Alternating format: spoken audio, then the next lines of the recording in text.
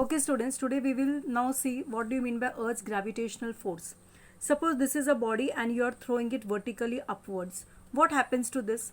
After some time it will come down. Why this happens we are going to see.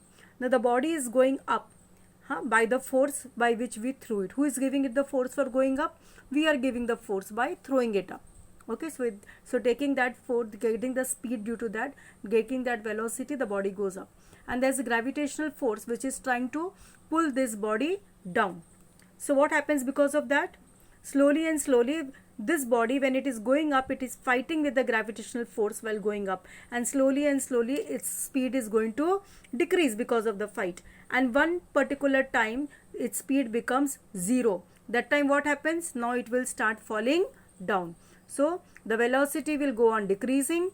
It has to fight the gravity, and when velocity is 0 it starts falling. And what is the maximum height it can go? That on what does it depend? It depends upon the speed. By what speed we have thrown it up. More the speed you throw it up, more up it is going to go.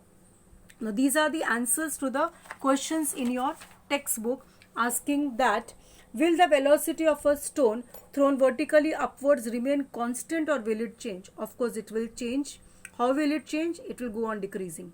And why doesn't the stone move up all the time? Because the velocity goes on decreasing and at one moment it becomes 0. And why does it fall?